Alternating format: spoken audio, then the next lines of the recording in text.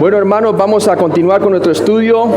Estamos en Juan capítulo 20 y me toca a mí Juan capítulo 20 del 19 hasta el versículo 31. Y voy a estar hablando acerca de la primera aparición de Jesús a los discípulos como grupo y luego la aparición de Jesús especialmente a Tomás. Entonces, ¿qué hemos visto hasta ahora, hermanos? Estamos viendo las apariciones de la resurrección de Cristo, ¿verdad? Su octava señal, que Cristo ha resucitado entre los muertos. Tal cual como le había dicho a ellos que como Jonás estuvo 3 días y 3 noches en el vientre del gran pez, así estaría el Hijo del Hombre, ¿dónde? En el corazón de la tierra, y que se levantaría a los muertos. Entonces, ¿qué hemos visto hasta ahora? Sabemos que las apariciones de Jesús son 10 apariciones en total, de una manera cronológica, de la resurrección de Cristo. Hemos visto hasta ahora a María Magdalena de madrugada, fue la primera aparición. La segunda aparición fue a las mujeres de madrugada. La tercera aparición fue a Pedro más tarde. Luego apareció la cuarta aparición a Cleofas y su compañero al atardecer en el camino de Emaús. Y ahora vamos a estar estudiando la quinta aparición a los discípulos sin Tomás a medianoche. Y después veremos ya cuando se aparece a Tomás y se aparece a los discípulos, pero especialmente a Tomás. Entonces vamos a orar, vamos a pedirle al Señor que nos ayude a entender esta parte del versículo 19 al 25, la primera aparición de Jesús a los discípulos como grupo. Padre Celestial, gracias por este día, Señor, gracias por tu grandeza, gracias, Señor, porque la distinción que hace el cristianismo bíblico en comparación a cualquier otra religión, Señor, es que tiene un Dios vivo, y en realidad el Evangelio de Juan nos muestra a nosotros al Dios vivo. Y gracias, Padre, porque podemos tener una relación espiritual contigo por medio de un nacimiento espiritual, debido a que tú vives y reinas, Señor. Y por eso nosotros hemos recibido el Espíritu Santo de la promesa que nos da testimonio a nuestro espíritu de que somos hijos de Dios y de que Él vive. Gracias, Señor, porque realmente la resurrección de Cristo es realmente el fundamento, junto con la deidad de Cristo, Señor, en su nacimiento, son realmente las piedras angulares, Señor, del cristianismo. Gracias porque es un Dios vivo que dejó la tumba vacía, Señor, y que ahora puede salvar a las almas que creen en Él, los puede salvar del pecado y de la penalidad del infierno. Te pido, Padre, que tú me ayudes con tu palabra y podamos ver cronológicamente, siguiendo aquí los datos de la aparición de Cristo, en Cristo Jesús. Amén. Entonces vamos a leer allí del versículo 19 al 25. Y nos dice así, estamos en Juan capítulo 20 del 19 al 25. Cuando llegó la noche de aquel mismo día, el primero de la semana, estando las puertas cerradas en el lugar donde los discípulos estaban reunidos por miedo de los judíos, vino Jesús y puesto en medio les dijo: paz a vosotros. Y cuando les hubo dicho esto, les mostró las manos y el costado. Y los discípulos se regocijaron viendo al Señor.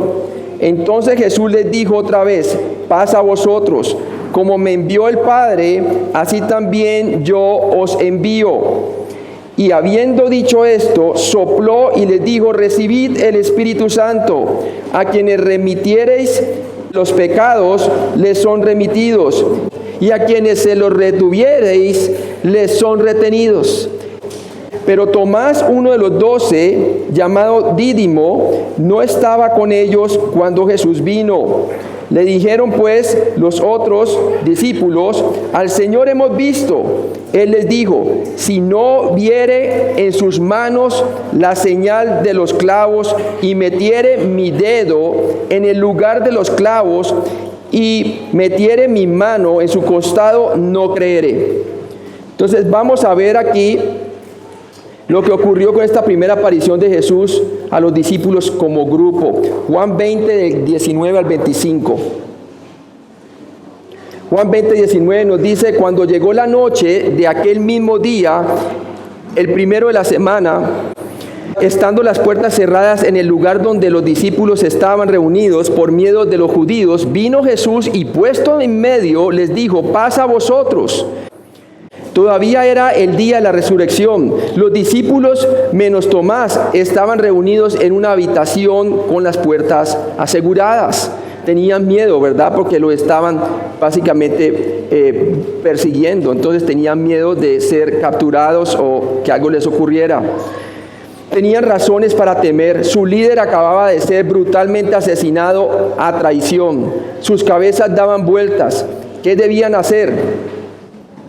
Repentinamente Jesús apareció entre ellos y, de acuerdo con Lucas, ellos estaban espantados, atemorizados y pensaban que veían a un espíritu. El saludo de Jesús: paz a vosotros, fue oportuno. Juan 20:20, y nos dice la palabra de Dios allí: y cuando les hubo dicho esto, les mostró las manos y el costado. Y los discípulos se regocijaron viendo al Señor. Cuando los discípulos se recuperaron de su temor, se regocijaron al ver al Salvador resucitado. Jesús les mostró pacientemente las cicatrices en sus manos y costado. Aquí vemos una de las peculiaridades del cuerpo glorificado de Jesús. Podía traspasar las paredes y, sin embargo, seguía siendo un cuerpo físico. A los discípulos le fue dicho por María Magdalena y las otras mujeres que Jesús estaba vivo. Según Lucas 24:34, Pedro también había visto a Jesús. En el momento en que Jesús apareció en la habitación, los dos hombres de Emaús estaban relatando cómo juntamente lo habían visto aquel día más temprano también. Aún así, los discípulos tenían dudas. Entonces, ¿qué había sucedido? El Señor los había visto a los dos discípulos, a Cleofas y a otro, en el camino de Emaús, y iban desanimados. Y el Señor se aparece en medio de ellos como si fuera un forastero.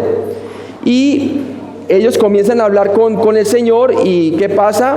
Dice la palabra de Dios que en esa conversación el Señor les dice: ¿qué hablan? ¿No? Y ellos les dicen: ¿eres tú el único forastero que no se ha dado cuenta de lo que ha pasado en Jerusalén?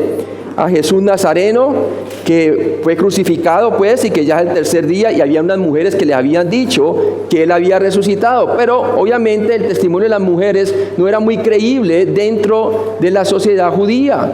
Y entonces iban desanimados. ¿Y qué hizo el Señor? Les comenzó a abrir las Escrituras y les mostraba cómo el Cristo debía ser ¿qué? Crucificado y resucitado al tercer día. Y a ellos les ardió el corazón, y el Señor se apareció en medio de ellos, y cuando partió así el pan se dieron cuenta ellos que era el Señor. Inmediatamente se volvieron a Jerusalén y estaban hablando con los discípulos acerca de lo que habían visto. ¿Y qué pasó? Dice: hemos visto al Señor, el que se le había aparecido a las mujeres, ¿cierto? A María Magdalena. ¿Y qué pasó? El Señor inmediatamente se puso en medio de ellos cuando estos dos hombres le estaban hablando a los demás discípulos. Entonces, imagínense lo que estaba ocurriendo aquí. Si uno ve también, nos dice en Mateo 28, del 9 al 11, dice: he aquí Jesús les salió al encuentro diciendo: salve, y ellas, acercándose, abrazaron sus pies y le adoraron.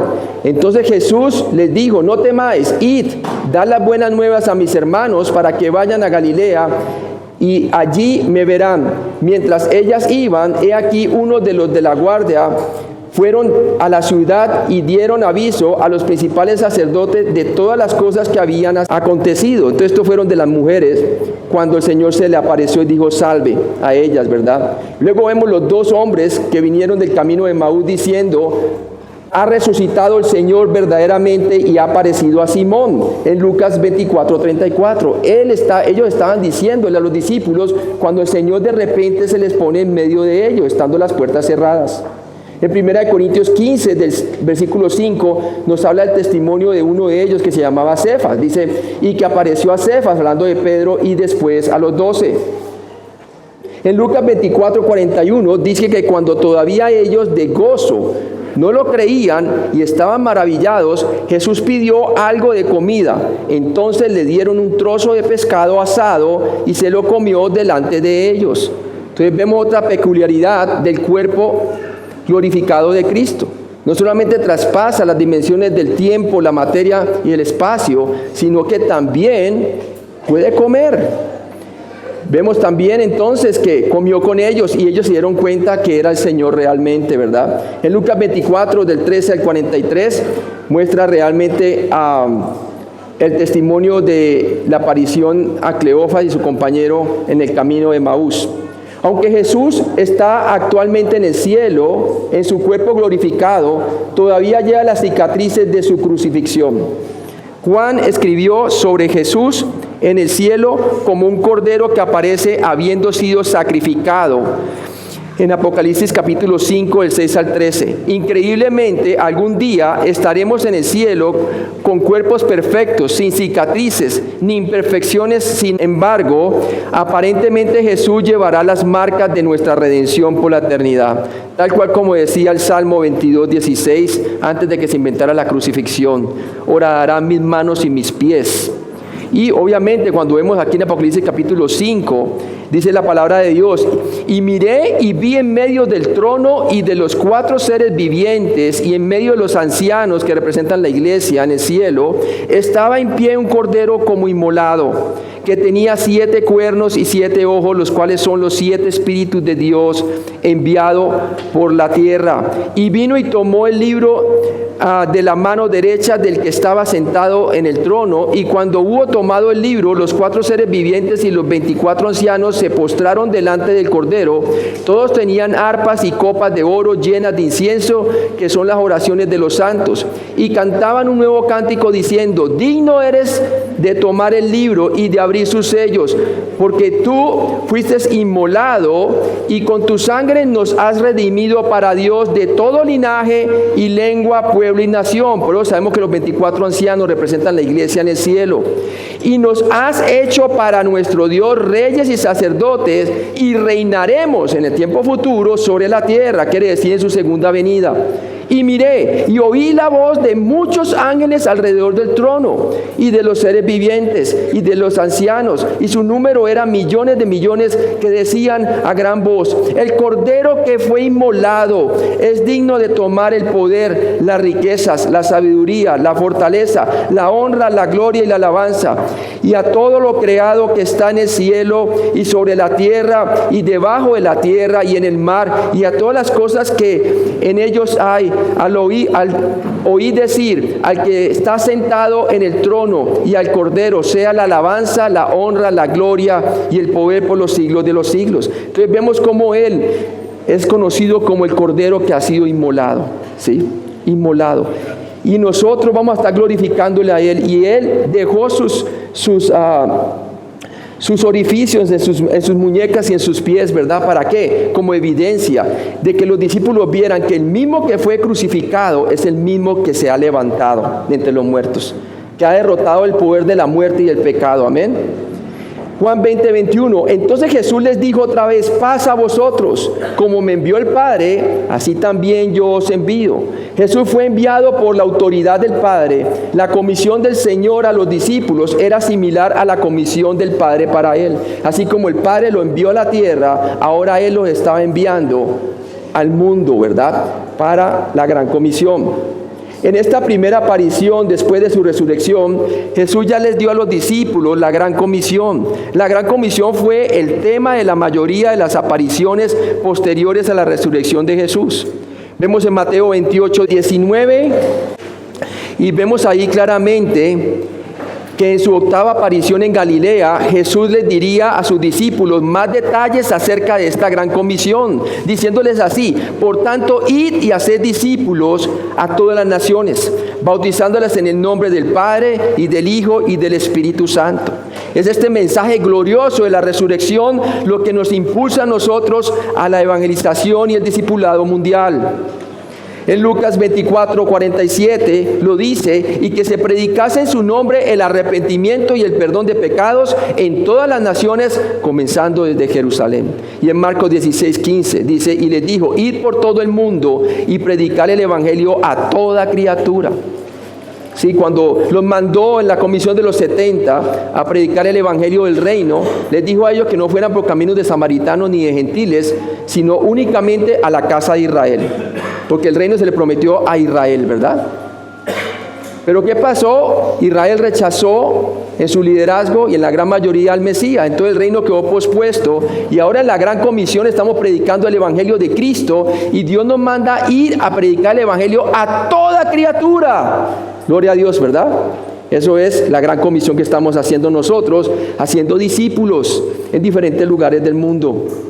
Entonces vemos el poder del evangelio. El mensaje de cómo la humanidad puede tener paz con Dios a través de Jesucristo es el mensaje más grande jamás contado. Dios quiere que todas las personas escuchen el evangelio y sean salvas. Mire lo que dice Lucas 2:14. Los ángeles dijeron a los pastores cuando Jesús había nacido en Belén: gloria a Dios en las alturas y en la tierra paz, buena voluntad para con los hombres. El evangelio es buenas noticias, amén. El evangelio es que Cristo murió por nuestros pecados conforme a las Escrituras y que resucitó entre los muertos conforme a las Escrituras. Y por ahora entonces nosotros somos enviados con el poder del Espíritu Santo a predicar las buenas nuevas. Es más, Romanos 10 del 14 al 15 nos dice: ¿cómo pues invocarán a aquel en el cual no han oído? ¿Y cómo creerán en aquel de quien no han oído? ¿Y cómo irán sin haber quien les predique? ¿Y cómo predicarán si no fueren enviados? Como está escrito: cuán hermosos son los pies de los que anuncian la paz, de los que anuncian las buenas nuevas. Sorprendentemente, Jesús confió este gran mensaje a un pequeño grupo de hombres frágiles que lo habían abandonado recientemente en su hora de prueba. ¿Por qué elegir a personas tan débiles para la edificación de su iglesia? Ahora el Señor está edificando su iglesia. El reino vendrá, pero en un futuro, cuando toda Israel sea salva y diga: bendito el que viene en el nombre del Señor. Pero por ahora Dios está edificando su iglesia por medio de la predicación del evangelio de la gracia de Cristo. Amén. Entonces, pero la pregunta sigue siendo esta: ¿por qué elegiría a personas tan débiles para la edificación de su iglesia? Bueno, estos eran hombres ordinarios de capacidades ordinarias. Sabemos que Dios elige a propósito vasos débiles para que su gloria pueda ser exhibida al máximo. Eligió a los hombres pescadores, hombres del vulgo, ¿verdad? Hombres que casi no tenían educación. ¿Y qué dice la palabra de Dios, hermanos? Ellos estaban volcando el mundo de su tiempo, incluyendo después Pablo. Claro que Pablo sí era hombre letrado, pero sin embargo Dios es el que capacitaría a ellos para que, recibiendo el poder del Espíritu Santo, Él les diría qué decir. Amén. Estos eran hombres ordinarios. ¿Qué nos dice 1 Corintios 1, el 26 al 31?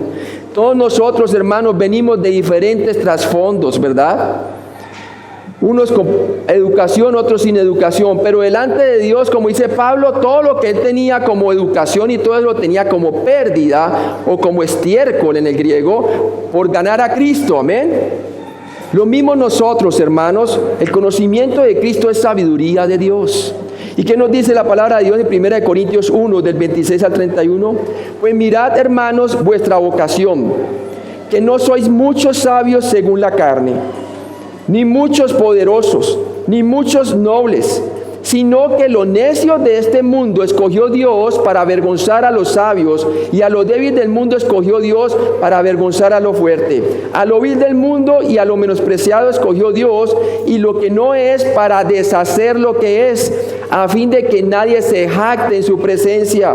Mas por él estáis vosotros en Cristo Jesús, el cual nos ha sido hecho por Dios sabiduría, justificación, santificación y redención, para que, como está escrito, el que se gloríe, gloríese en el Señor. Amén. Gloria a Dios, hermanos, que Dios nos ha llamado. Sin embargo, estos hombres débiles y ordinarios podían estar confiados, porque Jesús, la máxima autoridad en la tierra, los estaba enviando y prometió estar con ellos donde quiera que fueran. Se los dijo a ellos en el capítulo 14, ¿cierto? No se turbe vuestro corazón. Creed en Dios, creed también en mí. En la casa de mi Padre muchas moradas hay. Y también digo que si se fuere, Él vendría otra vez y los tomaría a sí mismo para que donde Él está, nosotros también estemos. En el capítulo 15 les enseña cómo depender de la vid y cómo iban a llevar fruto y fruto que permaneciere, porque ellos iban a ser el fundamento para la edificación de la iglesia. Gloria a Dios por eso. Entonces Dios nos ha dado esa autoridad, hermanos. Entonces eran hombres débiles y ordinarios que podían estar confiados porque Jesús, la máxima autoridad, los había enviado. Es esa máxima autoridad que nos está enviando a nosotros a ser discípulos de todas las naciones. Mira lo que dice Efesios 21, del 20 al 23. Hablando del poder de Dios y de su fuerza, la cual operó en Cristo, resucitándole de los muertos y sentándose a su diestra en los lugares celestiales, sobre todo principado y autoridad y poder y señorío, y sobre todo nombre que se nombra, no solo en este siglo, sino también en el venidero. Y sometió todas las cosas bajo sus pies y lo dio por cabeza sobre todas las cosas a la iglesia, la cual es su cuerpo, la plenitud de aquel que todo lo llena en todo. Y Jesús se acercó y les habló diciendo: toda potestad o poder me es dada en el cielo y en la tierra. Por tanto, id y haced discípulos a todas las naciones. Y he aquí, yo estoy con vosotros todos los días hasta el fin del mundo.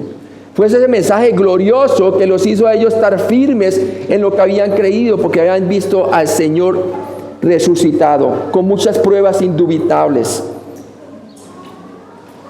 Juan 20, 22.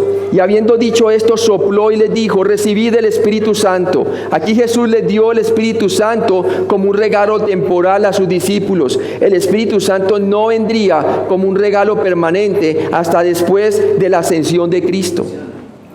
Acuérdense que el Espíritu Santo también venía sobre los del Antiguo Testamento y se iba, ¿verdad? En este momento les dio una capacidad del Espíritu Santo temporal para que pudieran comprender estas cosas que Él estaba diciendo. Juan 14, el 16 al 17, nos habla claramente que Él les daría el Espíritu Santo de una manera permanente, y eso fue en el día de Pentecostés. Dice: y yo rogaré al Padre y os dará otro consolador para que esté con vosotros para siempre, el Espíritu de verdad, al cual el mundo no puede recibir porque no le ve ni le conoce, pero vosotros le conocéis, porque mora con vosotros y estará en vosotros después de su ascensión. Os he dicho estas cosas estando con vosotros, mas el Consolador, el Espíritu Santo, a quien el Padre enviará en mi nombre, Él os enseñará todas las cosas y os recordará todo lo que yo os he dicho. Ese es Juan 14, el 16 al 17 y 25 al 26. Y por eso tenemos el Nuevo Testamento junto, porque el Señor les recordaría todas las cosas que Él les había dicho y aún las cosas por venir. Desde el día de Pentecostés, cuando sea que una persona cree, él o ella inmediatamente al creer recibe el Espíritu Santo como un regalo eterno. Desde ahí empezó la dispensación de la iglesia. Porque toda persona que cree en Cristo tiene a Cristo en la persona del Espíritu Santo. Cristo en nosotros, la esperanza de gloria.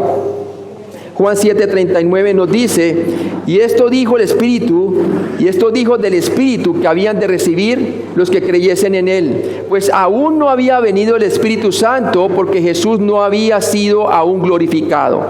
Sí.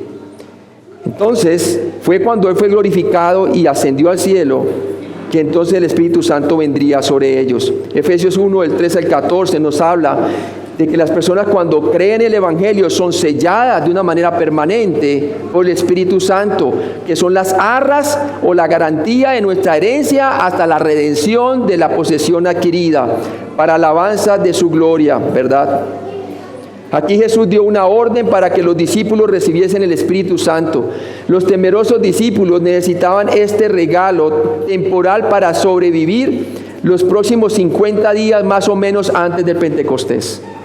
Era el 50º día que se celebraba después de la Pascua, el día de Pentecostés. Juan 20, 23. Y dice: a quienes remitiereis los pecados, les son remitidos. Y a quienes se los retuviereis, les son retenidos. Este versículo no enseña que los discípulos o cualquier otra persona le puedan perdonar eternamente los pecados. Eso dejémoselo al catolicismo y su tradición errada, ¿verdad? Solo Dios da el perdón eterno, pero podemos por la fe conceder el perdón práctico o personal por medio del Espíritu Santo. Miren lo que dice Hechos capítulo 8, 22 para entender mejor esto. ¿Se acuerdan de Simón el mago? Este hombre había creído, pero todavía, como era un mago, todavía pensaba y quería tener el poder que tenían los apóstoles, que para imponer las manos las personas recibían el Espíritu Santo. ¿Y qué pasa? Él quería comprar ese poder. ¿Y qué le dijo Simón Pedro? Arrepiéntete pues de esta tu maldad y ruega a Dios si quizá le sea perdonado el pensamiento de tu corazón. Entonces vemos claramente que él le decía que Dios le podía perdonar aún ese pecado, porque el Espíritu Santo no se puede comprar con dinero. Marcos capítulo 2 versículo 7 dice así, una pregunta: ¿por qué habla este así? Blasfemia dice: ¿quién puede perdonar pecados si no solo Dios? Los hombres no pueden perdonar pecados, únicamente Dios. El catolicismo romano dice que el Papa tiene poder para perdonar pecados, pero no, él es otro pecador como cualquier otro hombre, ¿cierto? Todos han pecado y están destituidos de la gloria de Dios. El único que puede perdonar pecados es Dios, como lo afirma aquí en Marcos capítulo 2, versículo 7. Cualquier otra persona que dice que puede perdonar pecados está blasfemando, ¿verdad? El Señor Jesús les enseñó que era su responsabilidad perdonar personalmente a aquellos que los habían agraviado. En este caso, Simón el mago estaba agraviando lo que Pedro estaba haciendo, ¿verdad? De poniendo las manos para que las personas recibieran el Espíritu Santo.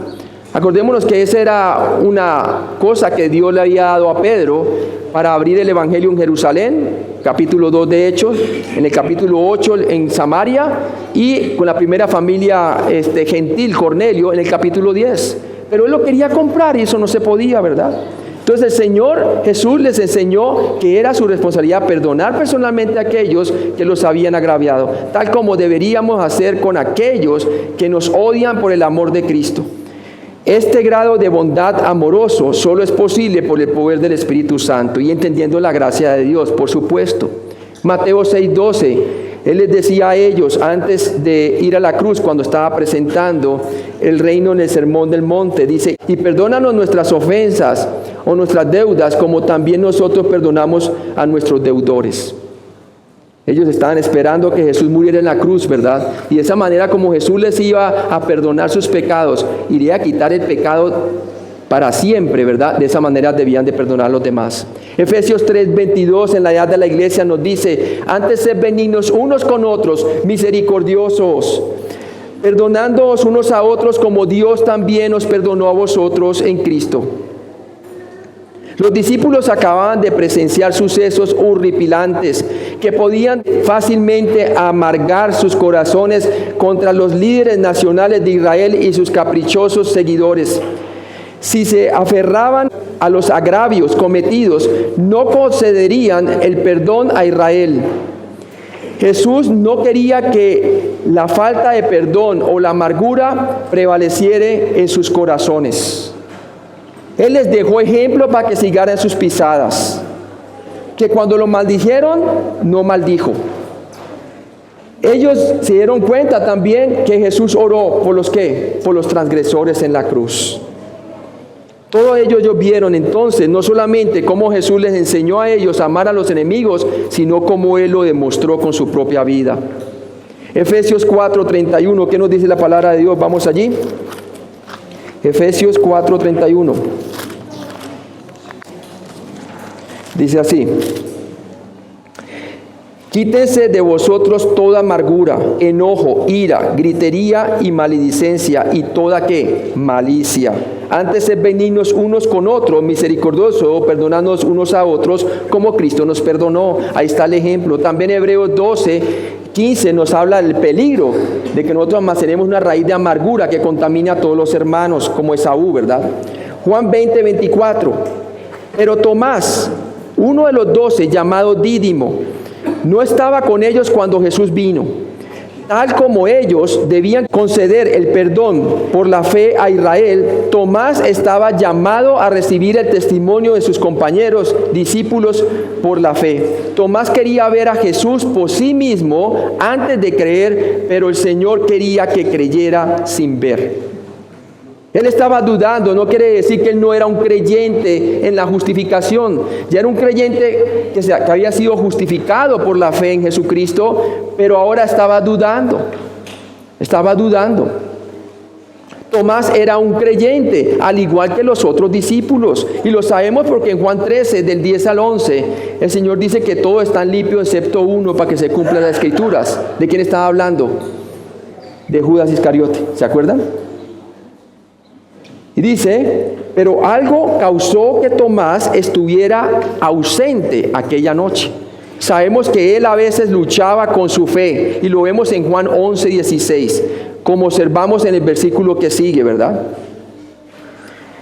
En el preciso momento en que Tomás debería haber estado recibiendo ánimo, al estar cerca de los demás, estaba ausente. Esto fue para el perjuicio suyo. Hebreos 3, del 12 al 13. Vamos allí, por favor. Miren lo que dice Hebreos. Y nos dice la palabra de Dios: mirad, hermanos, que no haya en ninguno de vosotros corazón malo de incredulidad para apartarse del Dios vivo. Le está hablando a la iglesia hebrea, a creyentes. Antes, exhortaos los unos a los otros cada día, entre tanto que se dice hoy, para que ninguno de vosotros se endurezca por el engaño del pecado. Juan 20, 25. Le dijeron pues los otros discípulos: al Señor hemos visto. Y les dijo: si no viere en sus manos la señal de los clavos, y metiere mi dedo en el lugar de los clavos, y metiere mi mano en su costado, no creeré. Cuando los discípulos le dijeron a Tomás que Jesús se les había aparecido, él no les creyó. No les creyó, hermanos. Tomás dijo que no lo creería a menos que él mismo viera personalmente a Jesús. El escepticismo de Tomás puede sonar lógico, pero en realidad fue una falta de fe. ¿Una falta de fe en qué? En las Escrituras. En las Escrituras. En lo que Jesús les había dicho. Él les dijo una y otra vez: oh tardos para creer las Escrituras, como lo vamos a ver más adelante, ¿verdad? Juan 20, 27, ¿qué nos dice la palabra de Dios? Dice la palabra de Dios: luego dijo Tomás: pon aquí tu dedo y mira mis manos, y acerca tu mano y métela en mi costado, y no seas que incrédulo sino creyente. Jesús no solo había dicho que resucitaría después de 3 días, su resurrección fue predicha en el Antiguo Testamento, y ahora los otros discípulos la reafirmaban. Ahora vamos a ver, hermano, aquí ya vimos la primera parte, que fue cuando la primera aparición de Jesús a los discípulos en grupo, sin estar Tomás ahí. Ahora veamos la segunda aparición de Jesús a los discípulos, especialmente a Tomás. Juan 20, del 26 al 31. Jesús no iba a dejar a Tomás con las dudas, ¿verdad? Tremendo. Entonces, hemos visto la cuarta aparición de Jesús a Cleofas y su compañero al atardecer en Emaús. Luego, como ellos le dijeron a los discípulos, sin Tomás a medianoche, y en ese transcurso, el momento cuando estaban diciendo, se apareció Jesús en la mitad de ellos, ¿verdad? A los discípulos sin Tomás a medianoche. Ahora veamos especialmente a Tomás cuando el Señor se le aparece, su sexta aparición, a Tomás una semana después. O sea que lo dejó una semana así, ¿verdad, el Señor? Entonces vamos a ver Juan 20, del 26 al 31, y nos dice así: 8 días después estaba otra vez sus discípulos dentro, y con ellos Tomás. Llegó Jesús estando las puertas cerradas, y se puso en medio y les dijo: paz a vosotros. Luego dijo a Tomás: pon aquí tu dedo y mira mis manos, y acerca tu mano y métela en mi costado, y no seas incrédulo sino creyente. Entonces Tomás respondió y le dijo: Señor mío y Dios mío. Jesús le dijo: porque me has visto, Tomás, creíste. Bienaventurados los que no vieron y creyeron. Hizo además Jesús muchas otras señales en presencia de sus discípulos, las cuales no están escritas en este libro, pero estas se han escrito para que creáis que Jesús es el Cristo, el Hijo de Dios, y para que creyendo tengáis vida en su nombre. Entonces veamos la segunda aparición de Jesús a los discípulos, especialmente a Tomás. Juan 20:26. 8 días después estaban otra vez sus discípulos dentro y con ellos Tomás. Llegó Jesús estando las puertas cerradas y se puso en medio y les dijo: paz a vosotros. Entonces es la segunda vez que Jesús traspasa las puertas. Aproximadamente una semana después, los discípulos estaban encerrados en la casa nuevamente. Estaban presentes juntos, pero esta vez Tomás estaba con ellos. ¿Por qué será que Jesús decidió entrar de igual manera como entró la primera vez cuando Tomás no estaba? ¿Sabe por qué? Porque quería que creyera el testimonio de los otros discípulos, el testimonio de las mujeres, el testimonio de ¿quién? De los hombres que venían en el camino de Maús. No sabemos dónde había estado Jesús durante esa semana, pero de repente, a pesar de que las puertas estaban cerradas con llave, Jesús se paró en medio de sus discípulos y una vez más los saludó con paz a vosotros. Paz a vosotros. ¿Se pueden ustedes imaginar su presencia, la paz que les traía a ellos en sus corazones? Tremendo, ¿verdad? El Señor Todopoderoso está en medio de ellos, físicamente con cuerpo glorificado. Juan 20:27 dice: luego dijo a Tomás: pon aquí tu dedo y mira mis manos y acerca tu mano y métela en mi costado y no seas incrédulo sino creyente.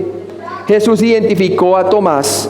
Tomás era un creyente que dudaba o que había dejado de creer. Aunque Jesús no había estado presente cuando Tomás expresó sus dudas, él claramente conocía las palabras y los pensamientos de Tomás. Ahí no tenía nadie que le contara: ¡ay, Señor! Es que mire que Tomás no ha creído en usted. No, el Señor ya sabía todo, hermanos.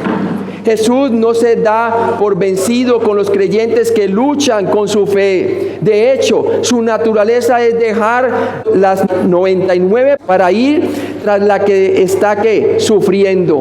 Como lo vemos en Mateo 18:12. Vamos allí, Mateo 18:12. ¿Qué os parece si un hombre tiene 100 ovejas y se descarría una de ellas, no deja las 99 y va por los montes a buscar la que se había descarriado? ¿Cuántas veces no nos descarriamos y el Señor vuelve y nos ¿qué? Y nos rescata, ¿verdad? Nos pone sobre sus hombros y nos lleva a casa. Hermano, eso es lo que estaba haciendo él con la incredulidad del creyente Tomás. Jesús no se da por vencido, hermano. O sea que si usted está dudando como creyente, déjeme decir una cosa: el Señor siempre va por la que se ha descarriado, la pone sobre sus hombros y la lleva a casa nuevamente. Después de saludar a los discípulos, Jesús inmediatamente dirigió su conversación a Tomás, invitó a Tomás a tocar sus manos y su costado.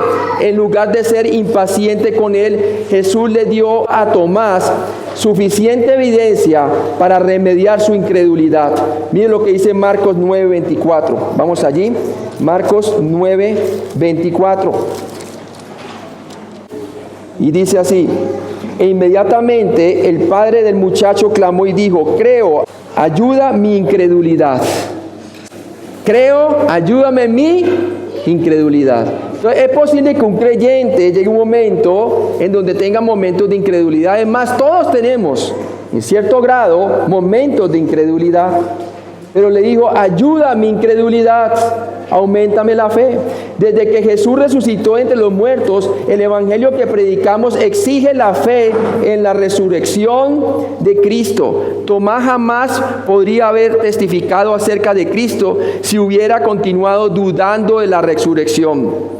Como lo que estaba pasando en la iglesia de Corinto, ¿se acuerda, hermano? Tenían la persuasión de ¿quién? De Grecia, ¿verdad? De los griegos. Pues Atenas estaba cerca ¿Y qué creían los griegos? El cuerpo para las viandas y el viandas para el cuerpo. No hay resurrección. Pura filosofía epicúrea. No hay resurrección, ¿verdad? Vivamos el hoy, básicamente. ¿No vive así la cultura de hoy, hermanos? Vive el hoy porque no sabes qué pasará mañana, ¿verdad? Pero no, hermanos, nosotros sabemos muy bien que sí hay resurrección porque Cristo resucitó entre los muertos, amén. Él resucitó entre los muertos. Es más, era el mismo Cristo que le estaba mostrando: mirad mis manos y mis pies, que yo mismo soy. Así como decía el salmista: horarán mis manos y mis pies. Una vez me decía un testigo de Jehová: no, yo no creo que Jesús es Dios, es Dios. Y yo le digo: bueno, venga, le muestro una profecía. Y me fui al Salmo 22 y le mostré que Jehová tenía manos y pies. He aquí orarán que mis manos y mis pies. Entonces, ¿cómo Dios va a tener manos y pies? La única manera es cuando fue a la cruz. Y me dijo: uy, yo nunca había visto eso, ¿verdad? Pues, hermanos, Jesús es el Verbo encarnado, amén.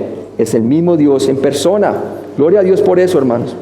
Juan 20:28. Entonces Tomás respondió y le dijo: Señor mío y Dios mío. El texto no indica que Tomás tocó al Señor. Parece que tras ver al Señor, él creyó instantáneamente. Tomás manifestó que creía que Jesús era tanto Dios como Señor. Jesús nunca refutó lo que dijo Tomás. Jesús no negó que él era Dios. Él permitió que la gente lo adoraran, ¿verdad? En el versículo anterior, Jesús básicamente le dijo a Tomás: deja de dudar y cree. A veces todos nosotros luchamos con las dudas, especialmente ante enfermedades inesperadas o la muerte. Pero tras ver a Jesús y escuchar sus palabras amorosas, Tomás creyó inmediatamente. Inmediatamente. ¿Qué fue lo que hizo que Tomás creyese inmediatamente? La evidencia. Fe, la certeza de lo que se espera, la convicción de lo que no se ve. Por ello alcanzaron buen testimonio los antiguos, ¿verdad? Él puso su fe en lo que estaba viendo. Pero el Señor le dijo algo. Él le dijo: bienaventurado el que no vio y creyó. Todo eso somos todos nosotros, porque hemos creído el testimonio en las Escrituras. Amén. A menudo enfrentamos el mismo dilema que Tomás enfrentó, debido a que no vemos al Señor Jesús con nuestros ojos y nuestra fe es fácilmente desafiada. Sin embargo, estamos llamados a creer simplemente en la palabra escrita de Dios sin ver primero nada. Miren lo que dice el Salmo 138. Vamos allí. Salmo 138 en el versículo 2b. Dice: y alabaré tu nombre por tu misericordia y tu fidelidad, porque has engrandecido tu nombre y tu palabra sobre todas las cosas. Amén. Sobre todas las cosas. La fe viene por el oír y el oír por la palabra de Dios. Por ella alcanzan buen testimonio los antiguos. Sin fe es imposible agradar a Dios, porque es necesario que todo aquel que se acerque a Dios crea que le hay y que es galardonador de los que le buscan, ¿verdad?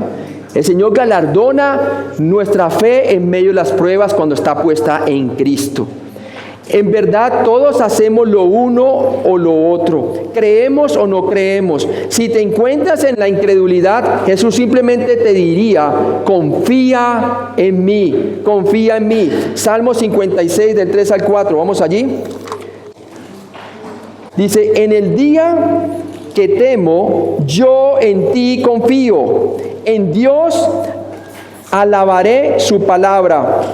En Dios he confiado, no temeré. ¿Qué puede hacerme el hombre?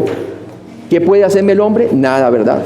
¿Quién nos separará del amor de Cristo? Lo alto, lo profundo, la muerte, principado, potestades. Nadie nos podrá separar del amor que tenemos en Cristo Jesús. ¿Por qué? Si venció la muerte, lo venció todo. Amén. Juan 20:29. Jesús le dijo: porque me has visto, Tomás, creíste. Bienaventurados los que no vieron y creyeron.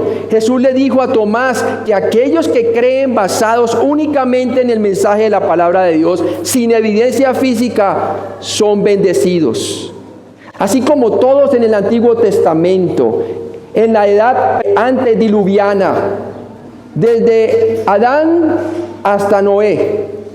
Y después del diluvio, los hijos de Noé, en continuación hasta todos los profetas del Antiguo Testamento, todos ellos veían la gracia de Dios destinada para nosotros, hermanos. Y todos creyeron a la palabra de Dios.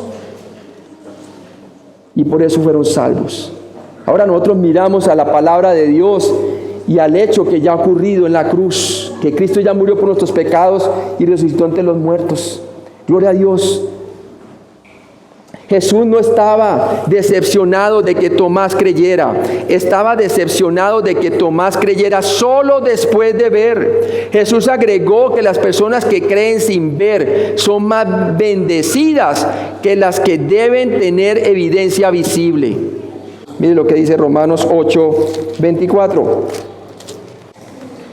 Dice, porque en esperanza fuimos salvos, pero la esperanza que se ve no es esperanza, porque lo que alguno ve, ¿a qué esperarlo?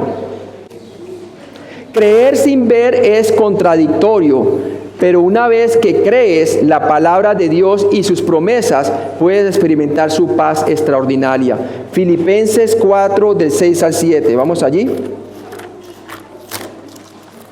Y nos dice, por nada estéis afanosos, si no sean conocidas vuestras peticiones delante de Dios. En toda oración ruego con acción de gracias, y la paz de Dios, que sobrepasa todo entendimiento, guardará vuestros corazones y vuestros pensamientos en Cristo Jesús. Entonces no debemos estar ansiosos por nada, sino más bien, dice la palabra de Dios allí, que sean conocidas nuestras peticiones delante de Él en oración y acción de gracias. Es interesante dar gracias en medio de la necesidad, y así la paz de Dios estará sobre nosotros en Cristo Jesús. La fe no es una respuesta irracional contraria a la evidencia, es una respuesta racional basada en la verdad bíblica. La fe no es un brinco irracional hacia la oscuridad, es la aceptación razonable de las Escrituras como evidencia confiable. Hebreos 11:1 y versículo 13, ¿vamos allí? Hebreos capítulo 11, versículo 1, dice, es pues la fe la certeza de lo que se espera, la convicción de lo que no se ve. Y por ella alcanzaron buen testimonio, ¿quiénes? Los antiguos, los creyentes antiguos. Mire el versículo 13, nos dice, conforme a la fe murieron todos estos, todos los héroes de la fe del capítulo 11, sin haber recibido lo prometido, sino mirándolo de lejos y creyéndolo y saludándolo y confesando que eran extranjeros y peregrinos sobre la tierra. Era necesario que los discípulos también pusieran su vista en su destino próximo, que iba a ser el cielo, como el Señor les prometió en Juan capítulo 14. Los niños creen fácilmente sin ver, por lo tanto deberíamos enseñarles la verdad mientras son jóvenes. Además, por esta misma razón es terrible hacer que un niño no crea. Deuteronomio capítulo 4, versículo 9, vamos allí. Por tanto, guárdate y guarda tu alma con diligencia, para que no te olvides de las cosas que tus ojos han visto, ni se aparten de tu corazón todos los días de tu vida. Antes bien, las enseñarás a tus hijos y a los hijos de tus hijos. Y está hablando de los testimonios del Señor cuando los sacó de Egipto, ¿verdad? Y todo esto, ¿no? Hasta ese momento. Mateo 18, 6. Vamos allí. Mateo 18, 6. Y cualquiera que haga tropezar a alguno de estos pequeños que creen en mí, mejor le fuera que se le colgase al cuello una piedra de molino de asno y que se le hundiese en lo profundo del mar. Era necesario que dejaran que los niños vinieran a él, ¿verdad? En Juan 20:30 nos dice la palabra de Dios lo siguiente. Hizo además Jesús muchas otras señales en presencia de sus discípulos, las cuales no están escritas en este libro. A la luz de la incredulidad de Tomás, Juan agregó un comentario importante. y es el comentario de las evidencias. Muchas más evidencias dio Jesús con señales y prodigios acerca de su deidad. Porque acordémonos que las señales de Jesús confirmaban que Él era deidad y que era el Hijo de Dios. Una de las razones por las cuales Jesús realizó las señales milagrosas registradas en el Evangelio de Juan fue para que la gente pudiera leer y creer. Juan quería que la fe en nuestro Señor Jesucristo fuera corroborada con pruebas y hechos reales. Esta es una de las principales razones por las que escribió este libro. No podemos retroceder en el tiempo y ver la grabación en video de lo que sucedió. Debido a que no estuvimos físicamente presentes cuando estas cosas sucedieron, debemos creer lo que está escrito o rechazarlo por completo. De acuerdo con Juan, tenemos las palabras y obras reales de Jesús registradas. Estas palabras han permanecido intactas por 2000 años y son la base y el fundamento de nuestra fe hoy. Son la base del cristianismo. Jesús confirmó ser quien era. Confirmó con sus hechos las profecías del Antiguo Testamento acerca de su primera venida y confirmó también lo que decía Moisés. Pero también con sus milagros confirmaba que él era el Mesías. Estas son evidencias creíbles que nos permiten ver con los ojos de nuestra mente y creer. Si Juan hubiera tenido una eternidad para escribir, podría haber incluido muchos más milagros y señales que probablemente nos ayudarían a creer aún más fácilmente. Pero el Espíritu Santo lo hizo escribir estos sucesos específicos para hacer sólida nuestra fe y nuestra confianza. Juan pudo haber proporcionado más evidencia de la gloria de Jesús como Mesías, pero decidió organizar su mensaje en torno a las siguientes 8 señales específicas. Recuerda que una señal es un milagro especial que señala a la gloria de la persona y obra de Cristo, de que Él era el Hijo de Dios. La primera, las bodas de Caná. Dado que la elaboración del vino es normalmente un proceso muy lento, este milagro desafió el tiempo porque este increíble vino fue creado instantáneamente. Juan 2:11 dice, este principio de señales hizo Jesús en Caná de Galilea y manifestó su gloria y sus discípulos creyeron en él. Mostró que en la edad milenial el vino iba a sobreabundar tal cual como decían las profecías del Antiguo Testamento. Número 2, la señal número 2 en el libro de Juan, sanando al hijo del oficial. Puesto que el hijo moribundo estaba muy lejos, este fue un milagro que desafió la distancia y la necesidad de que Jesús estuviera presente para poder llevarlo a cabo.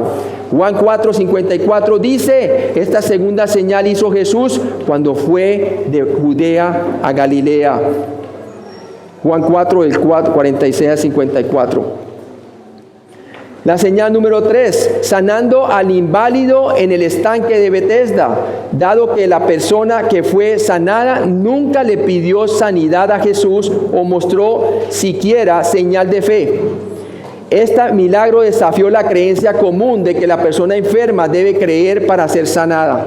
El Señor puede sanar aunque la persona no crea.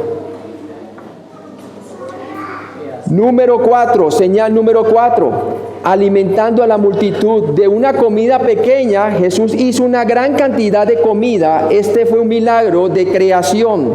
Por lo tanto, cuando la gente vio la señal que había realizado, dijeron, este verdaderamente es el profeta que había de venir al mundo. En Juan 6, del 1 al 14, muy similar a la profecía dada en el Antiguo Testamento, cuando el Señor alimentó a 100 profetas. Número 5, esta es la señal número 5, andando sobre el agua. Al andar sobre la superficie del agua, Jesús demostró que podía desafiar las leyes de la naturaleza, algo que ningún otro ser humano pudo hacer. Y usted la ve en Juan capítulo 6, del 15 al 21. Muestra muy claramente que en la edad milenial el Señor tiene poder sobre el mundo natural completamente. Número 6, la señal número 6, sanando al hombre nacido ciego. Al dar la vista a una persona nacida ciega, Jesús mostró su increíble poder para hacer lo imposible. Juan 9:16a dice, entonces algunos de los fariseos decían, ese hombre no procede de Dios. Otros decían, ¿cómo puede un hombre pecador hacer estas señales? Juan 9 del 1 al 41. Y con esto tipificaba también la ceguera de la nación de Israel, del liderazgo cuando Jesús vino a la tierra. Señal número 7, la restauración de Lázaro a la vida. La resurrección del cadáver en descomposición de Lázaro es totalmente sorprendente y muestra el poder de Jesús sobre la muerte. Juan 11, 47 dice: entonces los principales sacerdotes y los fariseos reunieron al concilio y dijeron: ¿qué haremos? Porque este hombre hace muchas señales. Y usted ve esa señal en Juan 11 del 1 al 44, y Jesús demostró ser la resurrección y la vida, mostrando que en la edad milenial Él traería la resurrección a toda Israel, ¿verdad? A todos los que habían muerto por la fe en Jesucristo para entrar al milenio. La resurrección de Cristo, la octava señal, la señal suprema. Juan 20, 30 al 31a dice: hizo además Jesús muchas otras señales en presencia de sus discípulos, las cuales no están escritas en este libro, pero estas se han escrito para que creáis. Esta fue una señal hecha por el Padre para probar que Jesús es el Cristo, el Hijo de Dios, como dice Mateo 12, 29. Y saben una cosa, hermanos, esta señal fue tal cual como les dijo al liderazgo de Israel, que pedían más señales. Y él dijo: no se dará otra señal, sino la señal del profeta Jonás. Así como Jonás estuvo 3 días y 3 noches en el vientre del gran pez, así igualmente estaría el Hijo del Hombre en el corazón de la tierra, ¿verdad? Y resucitaría al tercer día. Juan 20, 31, pero estas se han escrito para que creáis que Jesús es el Cristo y el Hijo de Dios, y para que creyendo tengáis vida en su nombre. Juan proporcionó estas señales como evidencia para que la gente creyera en Jesús como el Mesías y fuere salva. ¿Por qué el Espíritu Santo hizo que Juan registrara esta información? Fue específicamente para que tú, el lector, el estudiante, el oyente, pudiera creer 2 verdades importantes. La primera verdad es que Jesús es el Cristo o Mesías, el que fue prometido hace mucho tiempo, inmediatamente después de la caída del hombre en el huerto del Edén, Génesis 3:15, como la simiente de la mujer. Y la mente de Dios, Él fue sacrificado antes de que el mundo comenzara, como lo dice Primera de Pedro 1, del 19 al 20. Y Él es el que los profetas predijeron que vendría. Esta es una razón principal por la que este libro fue escrito, hermano. Fue escrito, inspirado por los profetas de Dios. Y sabemos que es la palabra de Dios porque estos profetas confirmaron con milagros y prodigios que Dios estaba con ellos. Así como lo hizo Moisés cuando sacó a la gente de Egipto, ¿verdad? Le dijo: ¿cómo creerán que tú me enviaste como profeta? Digo: ¿qué tienes en tu mano, verdad? Y hizo las señales y las 10 plagas cayeron sobre Egipto y creyeron que era enviado de Dios. Y por eso tenían la escritura. Una segunda razón por la cual Juan escribió su evangelio fue para que supiéramos que Jesucristo es el Hijo de Dios. Él es Dios hecho carne. Él es el hombre único del universo. Jesús es tanto Dios como hombre al mismo tiempo. El resultado deseado de conocer estas 2 verdades, que Jesús es tanto el Mesías como el Hijo de Dios, es que llegaras a tener vida eterna al creer en su nombre. ¿Has creído tú? El registro histórico de las evidencias de los milagros de Cristo, confirmando que eres el Hijo de Dios, que es igual a Dios, porque la connotación Hijo de Dios es ser igual a Dios. Por eso fue que lo crucificaron los judíos, porque se hacía ser igual a Dios. Jesús, el Hijo de Dios, vino a este mundo y murió en la cruz, haciendo perfecta justicia y juicio por nuestro pecado, para que su justicia fuese imputada a nosotros cuando ponemos nuestra fe, nuestra confianza en su obra consumada en la cruz, que Él murió por nuestros pecados y resucitó entre los muertos. ¿Has creído en el Señor Jesucristo? Juan 3:16 dice: porque de tal manera amó Dios al mundo que dio a su Hijo unigénito, para que todo aquel que en Él cree no se pierda, mas tenga vida eterna. Porque no envió Dios al mundo a su Hijo para condenar al mundo, sino para que el mundo sea salvo por Él. Y luego dice: el que cree en Él tiene, tiempo presente, cree, tiempo presente, y tiene, tiempo presente. El que cree en Él, en la persona de Cristo y su obra, muerte por sus pecados y resurrección, tiene aquí ahora vida eterna. Pero el que rehúsa creer no verá la vida, sino que la ira de Dios está sobre él. Espero que hayas puesto tu fe en Jesucristo para ser salvo. Amén. Padre Celestial, gracias por este día. Gracias, Padre, por enseñarnos por medio de tu palabra, Señor, por medio del poder de tu resurrección, de que tú vives, Señor. Y que el Evangelio de Juan es el registro del Dios vivo, Señor. Y que todo aquel que pone su fe o confianza en Cristo, en su muerte por sus pecados y resurrección, tiene vida eterna. Porque tu palabra dice, el que cree en mí tiene vida eterna. Padre, también oramos por nosotros los creyentes, Señor, que muchas veces somos como Tomás, que en medio de las circunstancias, de las enfermedades, los problemas,